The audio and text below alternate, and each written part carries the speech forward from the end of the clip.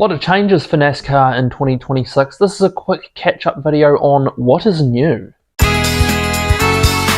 So the 2026 NASCAR season is not too far away, and I thought I'd do a video highlighting 6 of the most important things coming up in 2026. Now this is going over all 3 categories.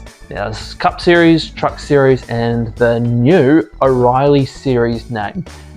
This is all the new stuff, so if you want my predictions and chase prediction videos, they will be up before the season starts. Same with Supercars videos with their prediction videos. And if you're a NASCAR fan or just want to get into the series, give a like and a subscribe. The support would be very much appreciated. I'm going to try and do as much NASCAR and Supercars content as possible. The stuff that I'm doing with the Formula Regional Oceania Trophy is currently a temporary thing. I mean, if you're not interested in it, there's only 2 weekends left of it, So the first point being that there will be a new manufacturer on the grid in the Truck Series. Ram is making their return to the series for the first time since 2012, I think, with Brad Keselowski racing back in the day. For this, they are going all out with this effort. They will be partnering up with Colleague Racing in the Truck Series, who have not ever done any Truck Series starts. When they made their NASCAR debut, it was in the Xfinity Series. This is a double-edged sword for Colleague Racing. Yes, you'll be getting a lot of support and a lot of money from Ram for the Truck Series side, but for the Cup Series side, you'll be getting nothing from Chevrolet. I assume that tap has been turned off for their funding, and I assume when Dodge do make their eventual leap to NASCAR, whenever that is, or the Cup Series, sorry, whether or not that's next year, the year after, they'll be doing it with Colleague. And they'll be running 5 trucks in the series. They'll be running Daniel Dye in the number 10, who is decent. Brendan Queen, the NASCAR ARCA Series champion, will be in the 12 car, which is really good. The 14 car will be like, there is currently a reality series going on that will be uploaded onto YouTube by Colleague Racing, and the winner of that will be getting that ride. Justin Haley, the former Cup Series driver for Spire, he'll be running in the 16 for Colleague, and the number 25 car will be an all-star car. The first driver on that list, Tony Stewart Smoke, will be racing in the Cup Series, or the Truck Series I should say. Keeping with the Truck Series theme, the most dominant truck from last year will be getting a new driver. Caden Honeycutt will be making the leap from, first it was Nice Motorsport, then he got the axe mid-season, did a race at Young's Motorsport, and then for the rest of the season replaced the injured Stuart Friesen at Hallmark Friesen Racing. That was his 2025, and he still made the Final 4. Yes, he didn't get any wins, but the consistency and aggression was the thing that kept him in the hunt. But he'll be running in proven Tricon garage equipment. This car was a record breaker, did the best Truck Series season in history with Corey Heim and Scott Zipadelli as the driver and crew chief combo. Crew chief will be exactly the same. Zipadelli will be still on top of the box, they'll just have a different guy behind the wheel.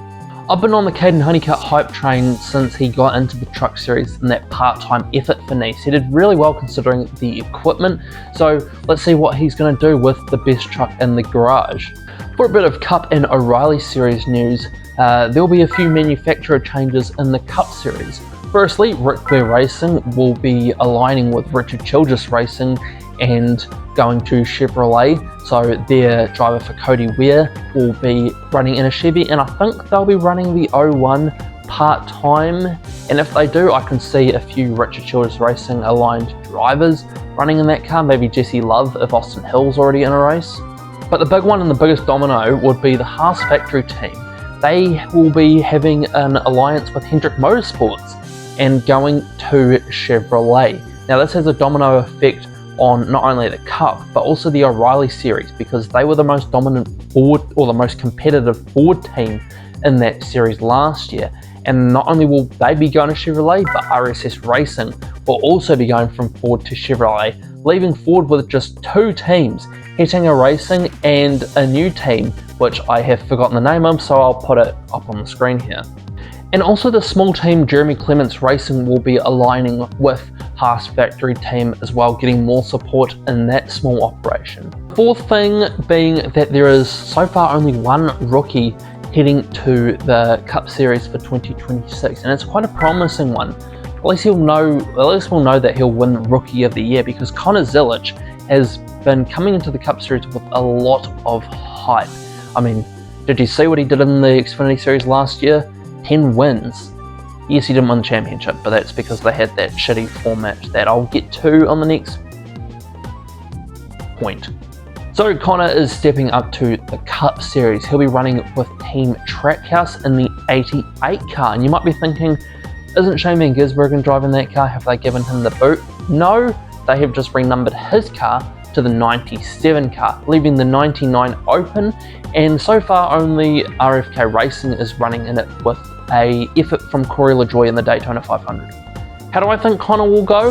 I think he'll surprisingly could get a win. He could get a win on one of the road courses, you could say, or even do competitive on a super speedway, but I think he's going to learn quite quickly that the Cup Series is a different kettle of fish compared to the Xfinity Series when it comes to aggression. All three of the top tier series will have a new format to figure out their champion. They'll be going back to the chase format.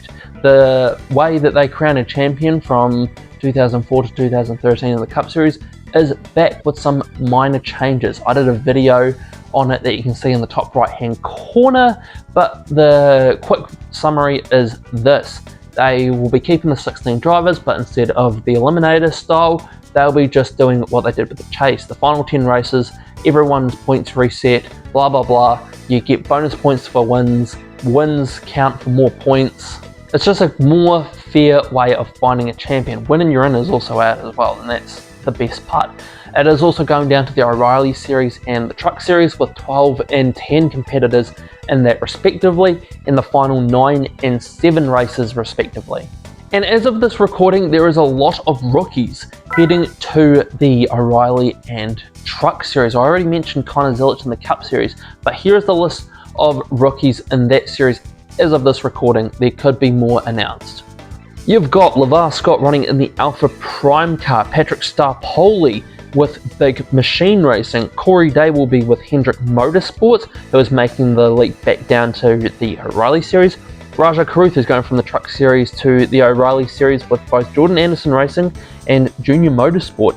Austin Green will be running with Peterson Racing, who used to be Jordan Anderson Racing's fourth car, but they are going on their own.